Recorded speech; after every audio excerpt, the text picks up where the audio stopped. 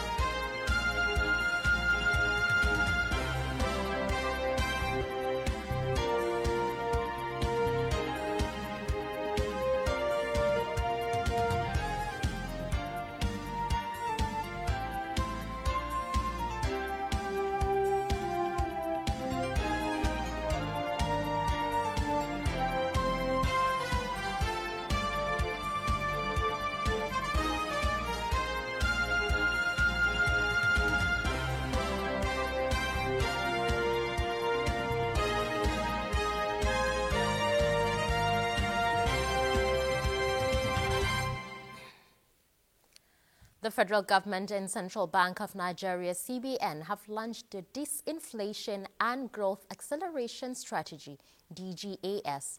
In a post on X, the Special Assistant to the President of Social Media, Dada Olusegun, said the initiative is designed to curb inflation, accelerate growth, and double household incomes within the next 2 years. He noted that the DGAS aims to lift gross domestic product growth above 7%, bring inflation down to single digit, and reduce poverty through coordinated fiscal and monetary actions. Now, the Senate and House of Representatives have approved federal government's domestic borrowing request of 1.150 trillion naira. The money would be used to bridge funding gaps in the approved budget of 2025. National Assembly correspondent Lami Ali reports. From the Committees on Local and Foreign Debts submitted and approved at plenary, it was indicated that the 1.1 trillion naira low-interest loan is for long-term capital expenditure and human capital development. The Federal Ministry of Finance and Debt Management Office should undertake the borrowing strictly within approved fiscal parameters, ensuring that all terms conditions favorable, transparent, and sustainable. More than $2 million investment has been recorded just 2 days into the Nigeria Diaspora Investment Summit holding in Abuja. Deborah Balagbobo reports that this year's summit tells a story of hope, innovation, and economic prosperity.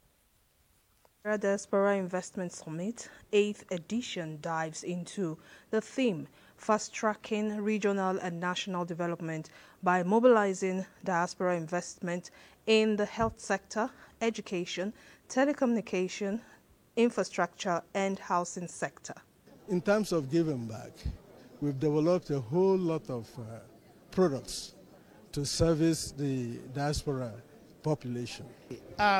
They're investing in Canada, they're investing in a stable economy and stable markets. It's getting the diasporans to know that there is hope in Nigeria, that we're here to make a difference. The Vice President reaffirms federal government's resolve to move the nation forward with unity and purpose, guided by the renewed hope agenda to build a prosperous, inclusive, and resilient Nigeria, noting that Nigeria needs ideas, networks, resources, and experience, which are vital to its growth and development. Our prosperity will come faster when the public sector, private sector, and our global diaspora work together in unity of purpose. This administration is fully committed to creating an environment where such collaboration can thrive. We are the government, we are the administration. It's not just relying on the president. It's about us mobilizing and doing our own part, which is what the Nigerians in diaspora are doing. So we need to call ourselves to action. To our distinguished diaspora investors, entrepreneurs, and professionals, Nigeria needs you. Nigeria needs your ideas, your networks, your resources, and your experience are vital. So all those who are saying that Nigeria is not good, you want to japa. People outside are seeing the good that is happening in your country and are coming in.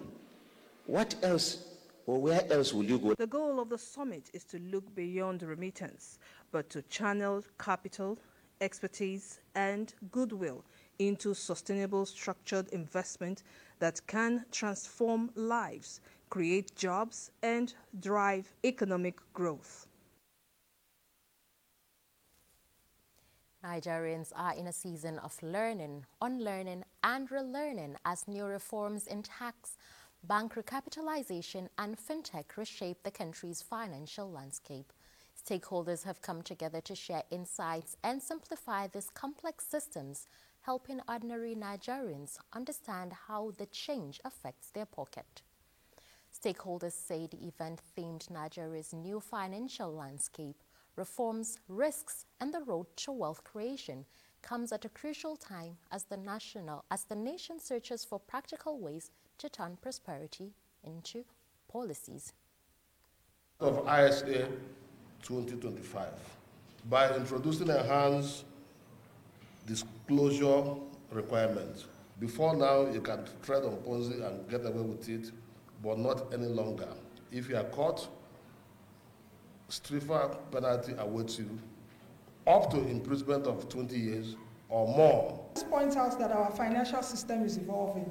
And with that, the rules, the risk, and the opportunities that define how our wealth is created and sustained would also change. The reforms that we're seeing now are not just abstracts. They affect how you save, how you invest, and how you run your business, and ultimately, how you secure your financial future. BN stands at a time where micro, small, and medium enterprises are more or less left out. They are perceived at high risk, so as a result of that, the DBN comes in to support banks for further unlending to MSMEs. Animal feeds expert, technical, and development partners in West Africa are meeting in Abuja to advance ECOWAS regional animal feeds industry agenda. Issues of technology adaptation, safety, and expansion of the industry to support regional food security are top on the agenda. The report here presented. Livestock sector occupies a central place in the economies of ECOWAS member states. It contributes to food security, job creation, and the income of millions of rural households. But its development remains hindered by major constraints like non-availability of quality and affordable animal feeds. Yet, the sub-region is blessed with vast potential to create genuine animal feed industry that is competitive, sustainable, and job-creating. This workshop signals ECOWAS' commitment through its regional agricultural policy on livestock sector to improve the sector, working within the framework of the research and innovation project on agro-pastoral systems in West Africa, PRISMA, supported by the Spanish Cooperation Agency and the European Union. With Nigeria establishing a livestock development ministry, other member states are encouraged to show commitment towards building a technology-driven sector in which animal feed production is a major component. Animal feed accounts for a significant portion of animal production costs. The lack of industrial infrastructure, dependence on imported inputs, climate variability, and insufficient regional coordination limits the competitiveness of this sector. In addition to the animal value chain, PRISMA has a component for analyzing the presence of aflatoxins, for which it has analyzed animal feed samples and established of laboratories in Mali, Niger, Burkina Faso, and Nigeria, with SHESCO here in Abuja at the reference laboratory. The two-day workshop, being attended by participants from both public and private sectors from the sub-region along with development partners, will also be used to review outcomes of previous studies supported by ECOWAS towards making the regional food security reserve more operational and more effective in crisis management. Now to speak on how advancing animal feeds industry Nigeria can ensure economic growth is an agripreneur who is also the chief shepherd at Nani Farms, Sali Farouk Gagarawa. You're welcome to Business Express. Thank you very much for inviting me, Maria. Let's begin this way. How lucrative would you say the demand for livestock products is? Well, it's on the rise. The demand is on the rise, and the problem is the feed, honestly. Just like you've heard what they said at the workshop there. The animal feed is the backbone of the livestock production in not just in Nigeria, in the whole world. And then in Nigeria, the sector it's lagging behind in terms of the feed production. About 78% of the feed it's dependent on importation. It's dependent on feed importation, which is not quite a good way to go. And when talking about livestock development, when talking about livestock rearing, 70% or 78% it's dependent on the feed production. So it lies on the feed, honestly. So now you mentioned about 70% of livestock production is all about the feed. How would you say, because we have the resources, naturally we have the cassava peels, we have groundnut cake, we have maize, we have soy. Why are we not producing them at home? Well, it has to do with the inadequate support from the public sector and also an inadequate collaboration with the private and public sector. You see, when we want to advance the feed production in Nigeria, that's the localized feed production, we have to collaborate between the public and the private sector. We have to make arrangements for incentives for small, medium-scale producers so that they can get incentives or they can get a funding to start up production so that it can yield more profit, and then it can advance adequate production for the sector. Why is it that livestock farmers are not able to meet the growing demand for food products generally? Yeah, because we mostly rely on the traditional method of feed. You understand, feed consumption for the livestock, for the animals. The advancement is not there yet. The technology is not there yet. The research is not there yet. Yeah, you made mention of soybeans. You made mention of the groundnut cake. Yeah, exactly. So, but then the feeds are not being formulated in a way that it should be. So we rely mostly on open grazing. Take cattle rearing, for example, we rely mostly on open grazing. There are over 22 million cattle in this country, in Nigeria today, but the production for formulated feeds is not even up to 10% in Nigeria. So those that rely on the formulated feed consumption, that's mostly from the ranches and then milk producers, which are not even up to 10% of cattle rearers in this country. So if we are actually going to advance the feed production in Nigeria, we must have to look at a way of collaboration between the public and the private sector, a way of research, and also quality control. Quality control matters a lot. So we have to bring up a system that will ensure the quality control of these feed productions. The traditional feed that I told you about, it lacks nutrients. Most of the feeds that being consumed, it lacks nutrient. Let's shift away from the cattle rearing for a moment, and let's focus on the aqua field. Aquaculture. 78% of the feed being consumed by the aquaculture is being important in Nigeria. You hardly see a feed that is being used by fish farmers that is being produced in Nigeria today. Most of it is being imported. Not because we don't have the resources to do it, but because we don't have the necessary technical know-how to make these feeds here in Nigeria.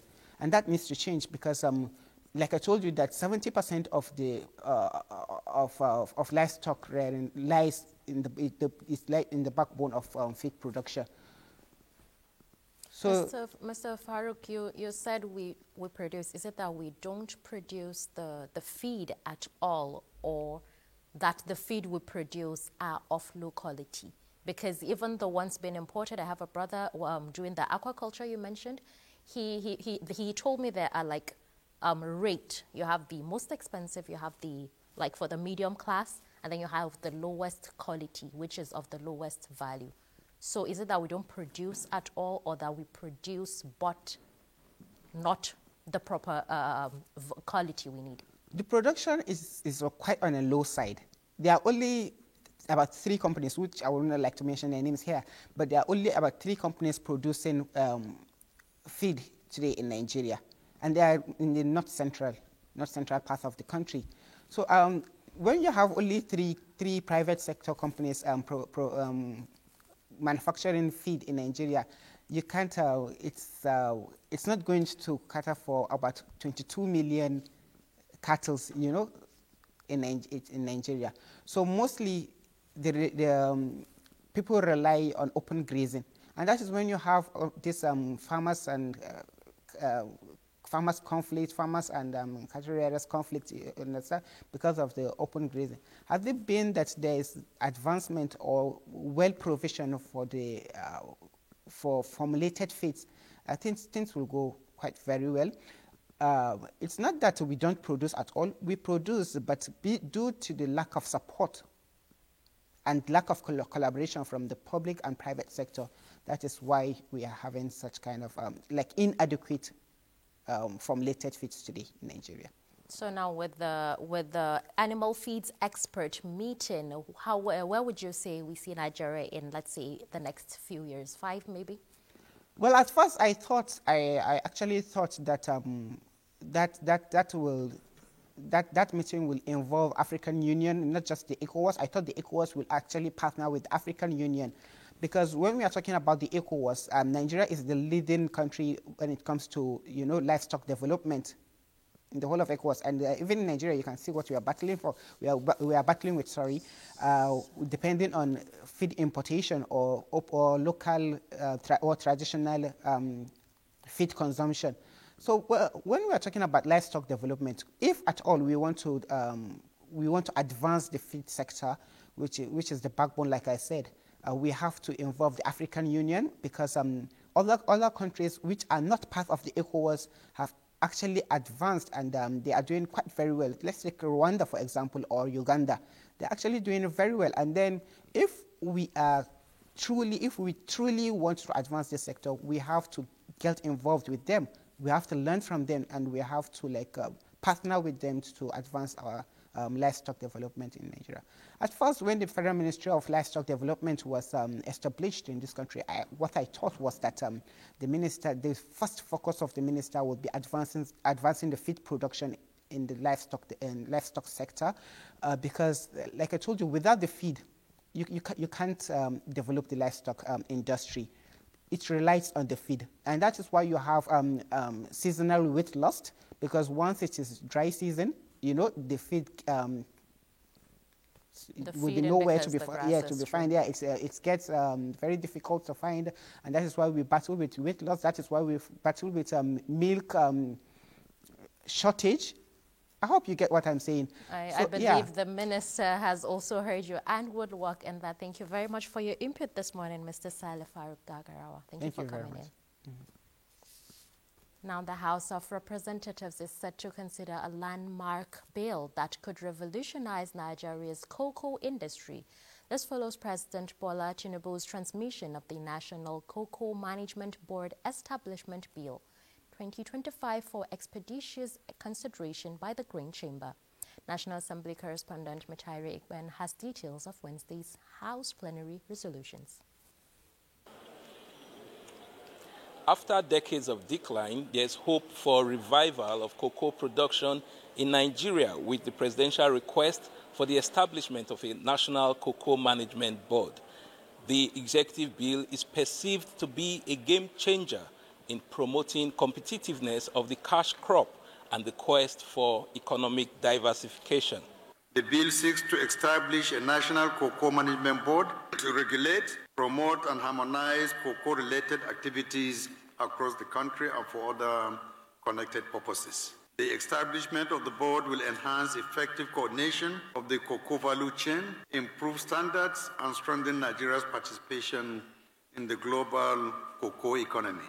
Still on agriculture, the House resolved to look into challenges affecting domestic rice production and the closure of rice mills around the country. The unchecked smuggling of rice through porous borders has made legitimate operators uncompetitive, compromised food safety, and emboldened criminal activities. The country may be losing billions of naira due to the closure of most of these rice mills. Now, the chairman of Revenue Mobilization, Allocation and Fiscal Commission, RMAFC, Dr. Mohammed Bello Shehu, has reaffirmed the commission's commitment to ensuring that host communities in Nigeria's oil and gas producing areas receive fair and transparent benefits in line with constitutional provisions. Dr. Shehu stated this when he received a delegation from the host communities of Nigeria producing oil and gas, HOSCON, led by its chairman, Prince Michael Imo, at the Commission's headquarters in Abuja. Dr. Shehu commended HOSCON on its peaceful and consultative approach toward addressing issues of resource allocation and environmental justice in all producing areas. He emphasized that without the peace and cooperation of the host communities, the exploration and production of oil and gas in Nigeria would not be possible. Now, silver prices soared near October's all-time high, while the gold price also rallied. Let's see the price of commodities around the globe.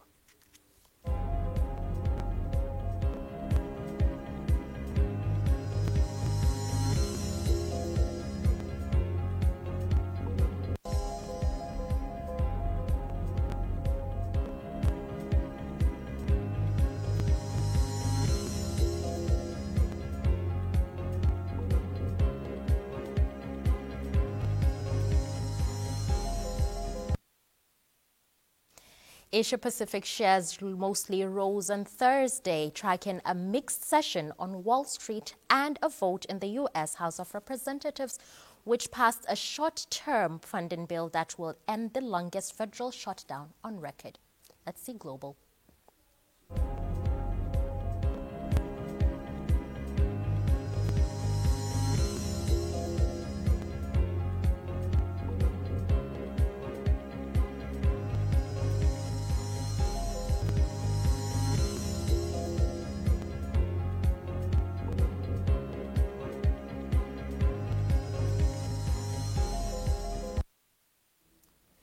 Well, this is where we end this edition of Business Express. Be informed that all previous episodes are available on YouTube on NTA's channel. The program returns on Friday by 3 p.m. I am Maria Oduzakari, saying keep thinking and doing business.